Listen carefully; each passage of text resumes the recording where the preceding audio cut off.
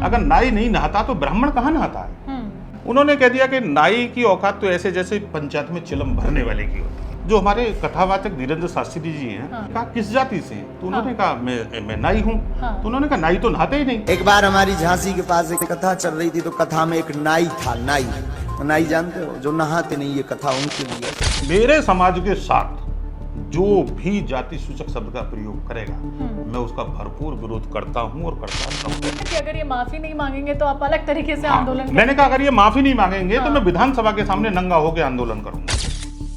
तो हमें भी लगा कि भाई हमारी जाति के शब्द को तोड़ मरोड़ करके लोग अपनी अपनी भाषा में विभिन्न प्रकार से प्रयोग कर रहे हैं। हमने उनका विरोध किया कि भैया आप सैन कौन से सैन है, तो हमें कहना पड़ता है कि हम नाई सैन हैं। लेकिन आज हमें कहना नहीं पड़ता कि हम नाई सैन। मतलब किस तरह की योजना पर्टिकुलरली नाई समाज के लिए या सेन समाज के लिए चलाई जाती है? अब जब मम्मी ने पैसे निकाले तो करबू ठाकुर जी ऐसे ऐसे करके झांक रहे थे कि मैं क्या करूं और बाहर की तरफ निकलूं। तो उन्होंने वृद्धा पेंशन लागू की और उन्होंने कहा कि कोई भी वृद्धा अपने बच्चों को गिफ्ट देने के लिए किसी का मुंह ना देखे। इसके बाद ओम प्रकाश राजभर जी ने कहा कि नाई समाज का काम बाल बनाने का, राजनीति करने का नहीं।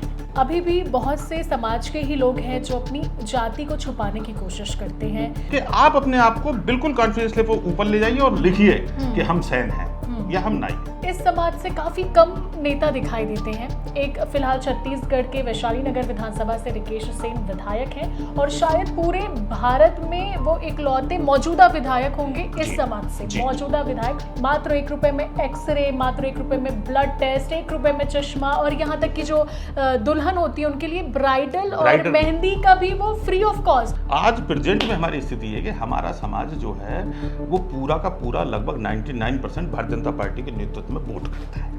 कौन कौन से वो नाम है जो समाज से ताल्लुक रखते हैं और शायद लोगों को नहीं पता कि वो सेन समाज के धरोहर है?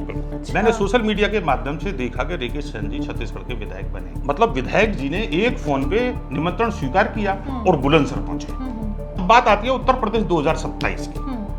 2027 में हमारा पूरा उत्तर प्रदेश इस समय लीन है। ये जो विधायक रिकेश सेन है, उन्होंने मृत्यु भोज को ना करने की अपील की है। अभी उनके बड़े भाई का देहांत हुआ था। मैं कह रहा हूँ कि सेन समाज के साथ साथ सभी जातियों को इसमें जो है बढ़ चढ़ के आगे आना चाहिए। मृत्यु भोज बंद हो, क्योंकि अगर असली सनातन है तो नाई है। वो भाजपा के लिए समर्थन पूरा वोट करता है, समर्पित हो गया। नमस्कार, आप देख रहे हैं सीजी भास्कर और मैं हूं आपके साथ निधि भारद्वाज। आज हम एक ऐसे समाज के बारे में बात करेंगे जो जन्म से लेकर मृत्यु तक लोगों के साथ रहता है। हर सुख से लेकर दुख तक में समाज के लोगों के साथ रहता है।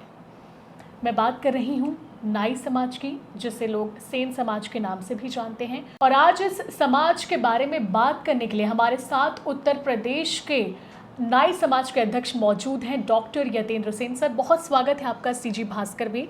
सबसे पहले आप अपना परिचय बताएं हमारे दर्शकों को, आपके बारे में बताएं कि किस तरीके से आपने एक किसान परिवार से आप ताल्लुक़ रखते थे, फिर डॉक्टर बने और अब समाज के उत्थान के लिए काम कर रहे हैं। नमस्कार। सीजी छत्तीसगढ़ न्यूज़ चैनल के लिए मैं बहुत बहुत आभार व्यक्त करता हूं कि यहाँ हम वैशाली विधानसभा में बैठे हुए हैं। और मैं डॉक्टर यतेंद्र कुमार सेन, मैं बुलंदशहर निवासी उत्तर प्रदेश सेन समाज अध्यक्ष हूँ। और मैं इस चैनल को बहुत बहुत धन्यवाद देना चाहता हूँ कि हमें ऐसा सौभाग्य प्रदान किया कि हम आपके साथ बैठ के यहाँ समाज के विषय में चर्चा कर रहे हैं। तो मैं सबसे पहले बताना चाहता हूँ कि हमारी जो जाति है जिसका नाम नाई है, ये मतलब नाई एक गर्भांतित शब्द है और इस शब्द को लोग बड़े सम्मान से लेते थे। पहले जो बुजुर्ग थे वो इस शब्द को बड़ा सम्मान से लेते थे और ऐसा सम्मान देते थे कि जैसे नाई के साथ साथ ठाकुर जी का शब्द लगाते थे। और ठाकुर जी जो होते हैं वो कृष्ण भगवान होते हैं। ठाकुर जी जो होते हैं कृष्ण भगवान होते हैं, क्योंकि भगवान की दृष्टि से जो एक सेवक जो होता है ना, उसमें भगवान जैसी आस्था होती है जी। उसकी विचारधारा जो होती है वो दूसरे को समर्पित भावना से काम करता है। तो जो हमारा जो समाज है वो दूसरे के समर्पित भावना से काम करता था।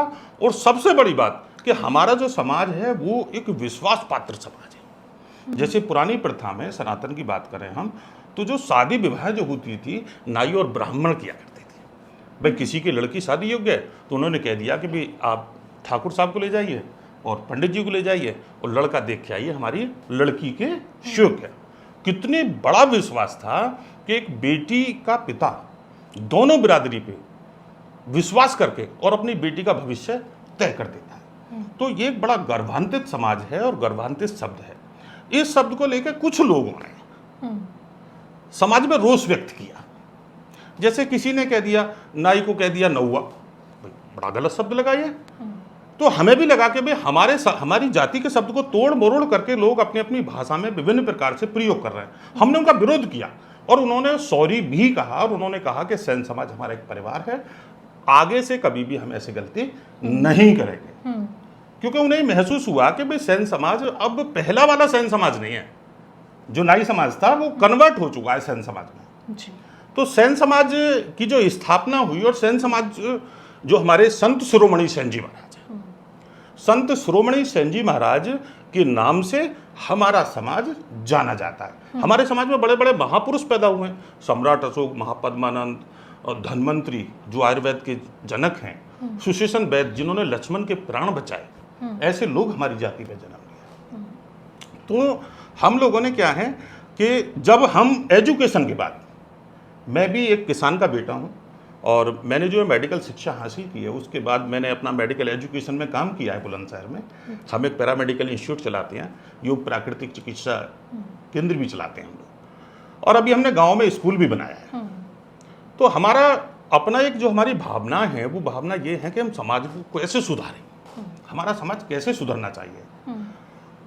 तो उस चीज़ को लेके हम लोग काम कर रहे हैं। जब हमने देखा कि भाई हमारी जाति का जो नाम बिगाड़ते हैं इससे हमें कैसे अल्टरनेट मिलना चाहिए, इसका अल्टरनेट क्या है, तो उसका अल्टरनेट जब हमने लोगों से पूछा, समाज के लोगों से, तो एक सैन शब्द निकल के आया। और वो जो सैन शब्द निकल के आया तो वो मेरे जीवन का पहला दिन था कि जब मैंने सैन शब्द को सुना और मैंने अपने नाम के साथ ये शपथ ली कि मैं आज से सैन हूं और आज से एक भारत एक सैन की स्थापना करेंगे। उसी दिन से हम लोग पूरे देश में सैन नाम का अभियान लेके चले हुए हैं और आज उसका रिजल्ट है कि 80% हमारे समाज के लोग सैन शब्द का प्रयोग कर रहे हैं। और सबसे बड़े गर्व की बात क्या मैं आपको बताऊं, ऐसा देश के अंदर पहला हमारा राष्ट्रीय लेवल का नेता है आदरणीय श्री ऋकेश सेन जी, जो सैन शब्द का प्रयोग करते हैं। और वो जो प्रयोग करते हैं, सैन शब्द का प्रयोग जो करते हैं, हमें लगा कि जो हमारा अभियान था उस अभियान को लेके हमारे बड़े भाई आदरणीय श्री ऋकेश सेन जी, डॉक्टर यतेंद्र सेन जी आज दोनों आमने सामने बैठे हुए यहाँ, तो बड़ा गर्व महसूस हुआ। और समाज के लिए बड़ी विडंबनाएं होती हैं, जैसे हमारे समाज को कोई अल्टरनेट बहुत सारे नाम दे देते हैं, हमसे भी पूछ बैठते हैं कि भाई आप सैन कौन से सैन हैं, तो हमें कहना पड़ता है कि हम नाई सैन हैं। लेकिन आज हमें कहना नहीं पड़ता कि हम नाई सैन हैं। और मैं इसका विरोध भी करता रहता हूँ समाज के लोगों से कि भाई नाई शब्द का प्रयोग ना करो। क्योंकि नाई शब्द का प्रयोग करने से फिर हमारा वही अल्टरनेट वहीं पहुंच जाता है, जिस मिशन पे हम वो मिशन हमारा वापस हो जाता है। तो ये हमारी विचारधारा है। और इसी में मैं दूसरा आपको बताऊं, जब हमने इसमें अध्ययन किया कि हमारे समाज का नेता कौन है आज़ादी के बाद, तो एक नाम निकल के आया कर्पूरी ठाकुर जी। और वो कर्पूरी ठाकुर जी एक बिहार की मतलब वो महापुरुष हैं कि ऐसा कर्पूरी ठाकुर जैसा नेता हमारे देश में दूसरा पैदा नहीं। तो एक छोटी सी कहानी बताऊंगा मैं उनके लिए कि जब कर्पूरी ठाकुर जी विधायक बन के गाँव पहुंचे तो उनकी मम्मी ने अपनी जेब से निकाल के उन्हें कुछ पैसे दे दिए। लेकिन कर्पूरी ठाकुर जी के जो पिता थे उनके पास पैसा नहीं था। अब जब मम्मी ने पैसे निकाले तो कर्पूरी ठाकुर जी ऐसे ऐसे करके झांक रहे थे कि मैं क्या करूं, और बाहर की तरफ निकल गए। लेकिन कर्पूरी ठाकुर जी इस बात को पूरे रूप से देख रहे थे और उन्होंने जब वो मुख्यमंत्री बने तो उन्होंने वृद्धा पेंशन लागू की और उन्होंने कहा कि कोई भी वृद्धा अपने बच्चों को गिफ्ट देने के लिए किसी का मुंह ना देखे, किसी से पैसे ना मांगे, अपना वो सपना पूरा कर सके। ये है कर्पूरी ठाकुर जी की विचारधारा। भारतीय जनता पार्टी के नेतृत्व में चल रही सरकार और हमारे देश के प्रधानमंत्री यशस्वी तेजस्वी आदरणीय श्री प्रधानमंत्री नरेंद्र मोदी जी, उन्होंने कर्पूरी ठाकुर जी को पढ़ा। मैं बहुत बहुत सम्मान करता हूँ माननीय मोदी जी का, और उन्होंने कर्पूरी ठाकुर जी को भारत रत्न देकर जो हमारे सब समाज को गौरवान्वित किया, मैं मतलब उनका आभार व्यक्त करता हूँ। और हम उनके इतने ऋणी हैं कि हम भाजपा का ऋण जीवन में नहीं चुका सकते, क्योंकि उन्होंने जो हमारी जाति को पहचान दी वो सिर्फ कर्पूरी ठाकुर जी के नाम से दी और मोदी जी ने दिया। तो ये मतलब बहुत बड़ी बात है। वो भारतीय जनता पार्टी के माध्यम से जो हमारे समाज के लिए जो योजनाएं चलाई जाती हैं, इसके लिए इंडिया में बहुत सारी योजनाएं हैं, बहुत सारी सरकार की योजनाएं चल रही हैं जिनका लाभ भी समाज को मिल रहा है। आपने जिक्र किया, मतलब किस तरह की योजना पर्टिकुलरली नाई समाज के लिए या सेन समाज के लिए चलाई जाती हैं, अगर आप बताना चाहें? हाँ, मैं बिल्कुल बताना चाहूँगा। जैसे आपकी ये विधानसभा है, इस विधानसभा में जो नगर पालिका की जो जमीन है, जो जिला पंचायत की जो जमीन है, तो वहाँ एक मार्केट की स्थापना की जाती है। उस मार्केट में मानो 10% का हमारा आरक्षण है कि अगर मानो आपने 10 दुकान बनाई तो एक दुकान सेन समाज को दी जाएगी। ये हमारे लिए। अब जैसे जो लोग हमारा नाई का काम करते हैं, उनके लिए सरकार 1 हफ्ते की ट्रेनिंग देती है और उनके लिए किट देती है, उसके लिए आने जाने का खर्चा भी देती है और पैसे भी देती है। देखिए ये सरकार कितनी अच्छी जानकारी आपने साझा की है। बहुत से लोगों को इस चीज के बारे में पता ही नहीं होगा और वो लाभ भी नहीं ले पाते होंगे। यतेंद्र जी, ऐसे कई मौके हुए हैं इससे पहले कि सार्वजनिक तौर पर जो कुछ नामी लोग हैं, चाहे वो धीरेन्द्र शास्त्री हो, ओम प्रकाश राजभर हो, उन्होंने नाई समाज का अपमान किया था और आप उस अपमान को सहने वालों में से नहीं थे। आपने कड़ा विरोध जताया, आवाज उठाई और उसके बाद इन लोगों ने माफी मांगी। मैं चाहूंगी कि आप शॉर्ट में सारे वाक्यों को हमारे दर्शकों को एक बार बताएं। जो हमारे कथावाचक धीरेन्द्र शास्त्री जी हैं, उनके पास एक हमारे समाज का व्यक्ति गया चिट्ठी खुलवाने। वो चिट्ठी खोलते हैं ना, तो वो जब गए तो उन्होंने कहा किस जाति से हैं? तो उन्होंने कहा मैं नाई हूँ। तो उन्होंने कहा नाई तो नहाते ही नहीं। एक बार हमारी झांसी के पास एक कथा चल रही थी, तो कथा में एक नाई था। नाई जानते हो, जो नहाते नहीं। ये कथा उनके लिए, सबके लिए नहीं है, सब मत सुनिए। मैंने देखा तो मैंने वीडियो लॉन्च किया और मैंने कहा धीरेन्द्र शास्त्री जी, आप ये बताइए कि नाई ब्राह्मण का तो एक कॉम्बिनेशन है। अगर नाई नहीं नहाता तो ब्राह्मण कहाँ नहाता है? भाई आप भी नहीं नहाते। तो अगर आपने ऐसे कहा है तो आप इस पे तुरंत माफी मांगे। धीरेन्द्र शास्त्री जी ने माफी मांगी कथा में। देखिए, दूसरा वाक्य हुआ हमारे उत्तर प्रदेश के deputy CM Shri Brajesh Pathak ji.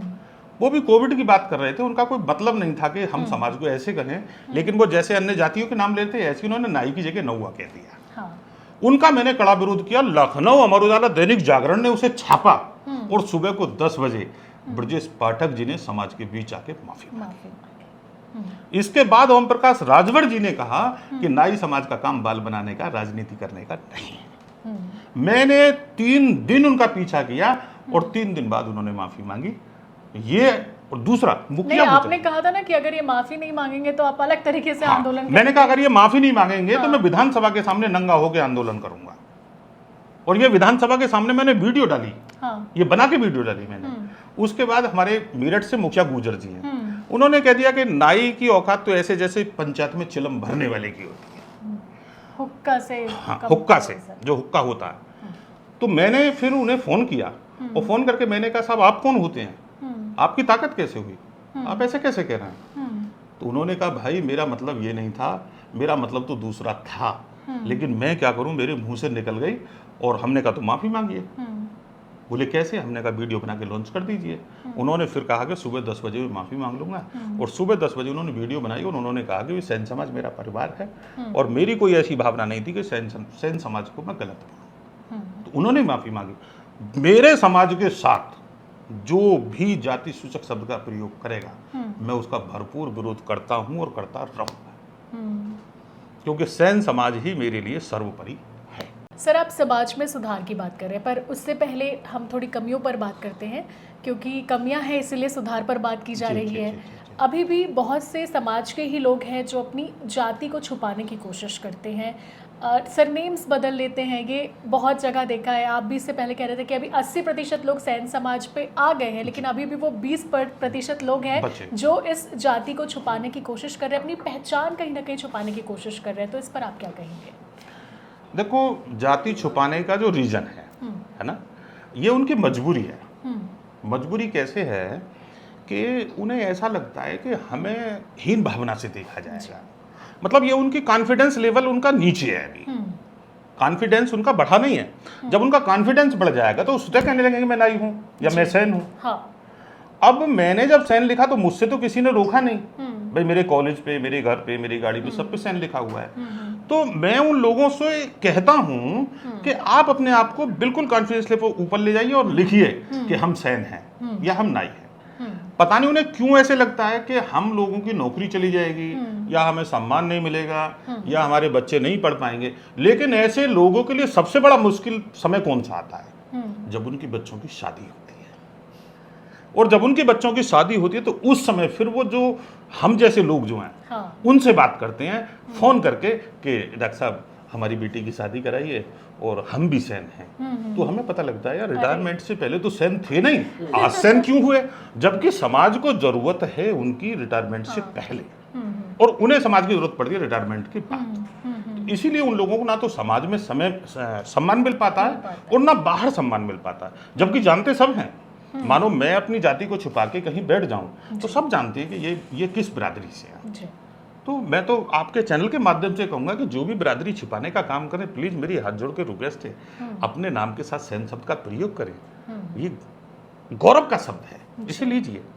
Madam एक बात और बताना चाहूंगा आपको कि जब कर्पूरी ठाकुर जी को हमने पढ़ा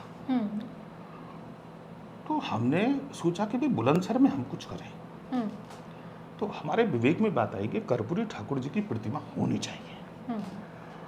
और हमने जब नगर पालिका के सामने ये बात रखी, उन्होंने एक्सेप्ट किया कि भी डॉक्टर साहब आपने बहुत अच्छी बात हमसे डिमांड किया है।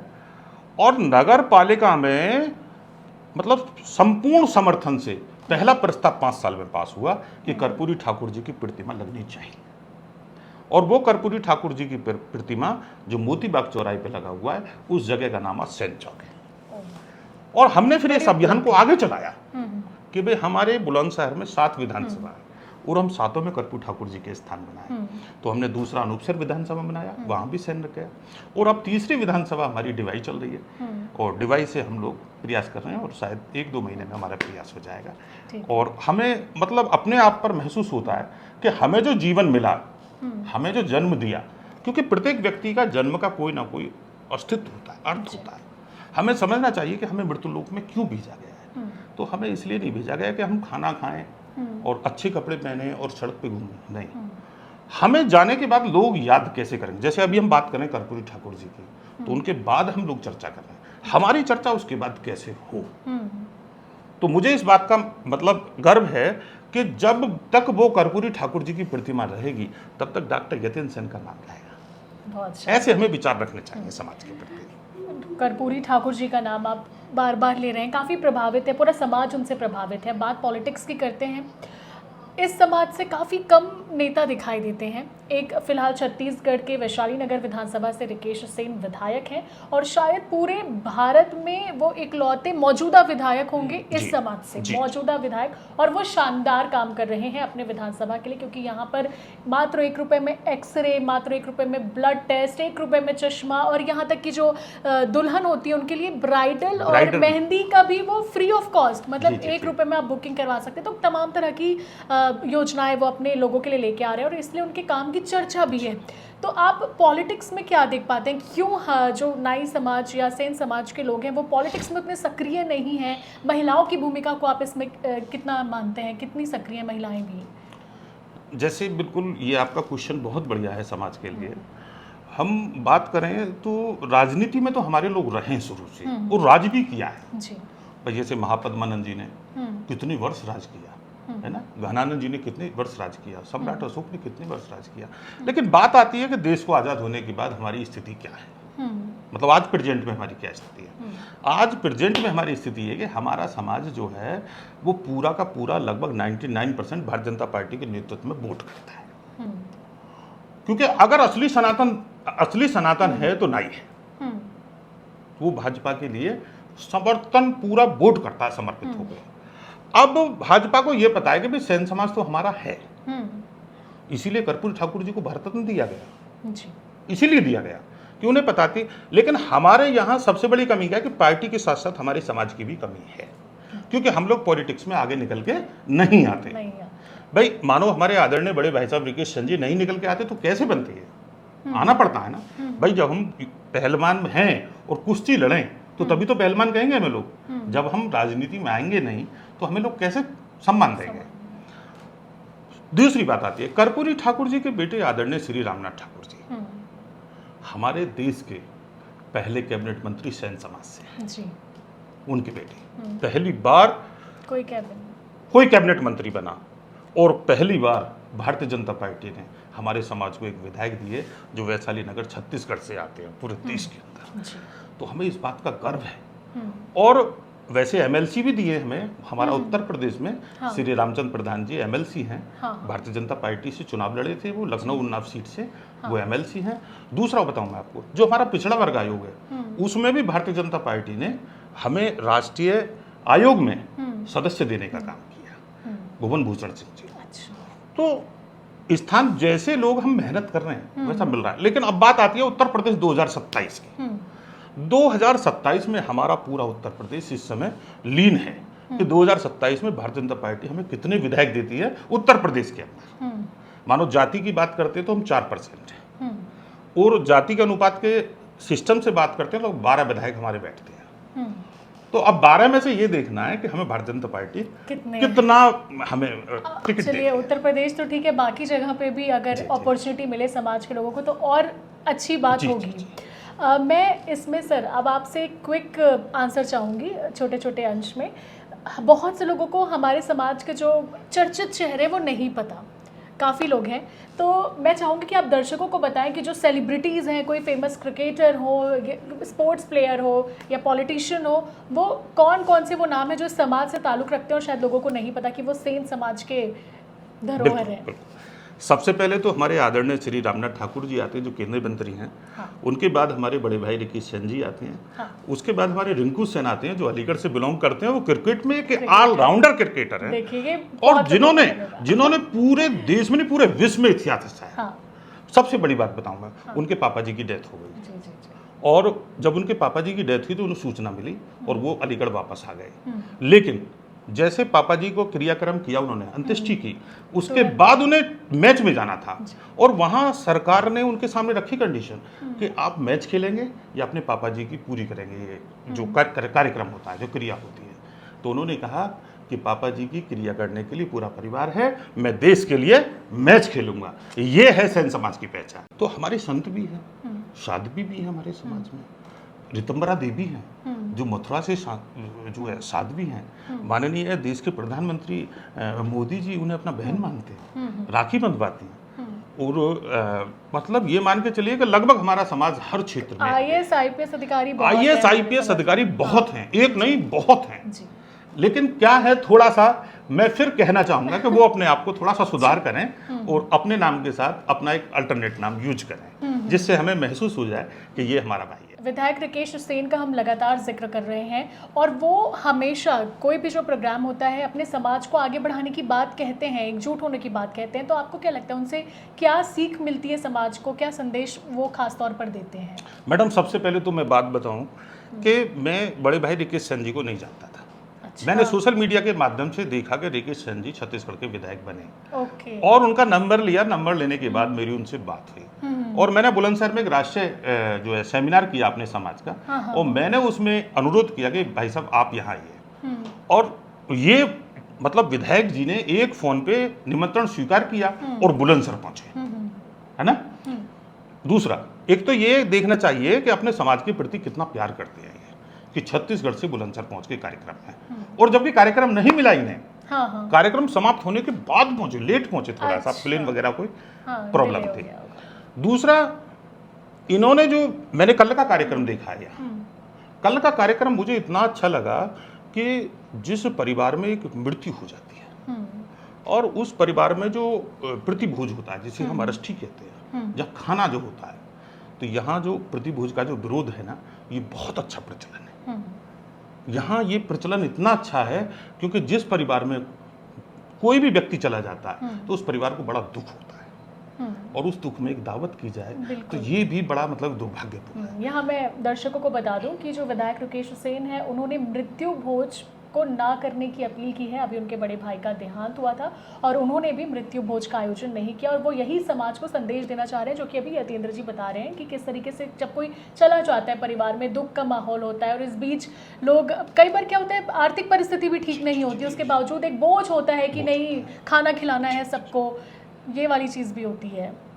तो कई सारी चीजें हैं। एक इसमें मृत्यु भोज में एक कार्यक्रम आता है जिसे पगड़ी बोलते हैं। हाँ, पगड़ी रस्म। उस पगड़ी का जो रस्म है वैसे तो हो चुका है कि 1 रुपया लगभग सभी जातियों में चल रहा है, लेकिन पगड़ी रस्म भी जो खत्म की गई है ना, उस पे क्या है कि जो लोग बेटी पक्ष के होते हैं तो वो जैसे लड़के की ससुराल वाले होते हैं वो पैसा वैसा देने का काम करते हैं, तो सब लोग मजबूत नहीं होते आर्थिक स्थिति में, और हमारी जाति की तो आर्थिक स्थिति वैसे भी कमजोर है। हाँ। तो हमारी जाति में जो रिकेश भाई साहब का जो अनुरोध है, एक तो दहेज रहित शादी होनी चाहिए, और दूसरा हम लोगों को, शिक्षित लोगों को लेना चाहिए कि हमारा बेटा है तो हमें कहना चाहिए कि हम बिना दहेज की शादी करेंगे। जैसे मैं एक अपनी मतलब पारिवारिक बताता हूँ, हम और हमारी वाइफ दोनों बैठ के बात करी, मुझ पे एक बेटा एक बेटी, तो हमारी वाइफ कह रही थी कि हम बेटे की तो शादी कर लेंगे बिना दहेज की, लेकिन बेटी आगे बेटा मिले या ना मिले, हमने कहा सुनो कोशिश करेंगे कि बिना दहेज का बेटा मिले।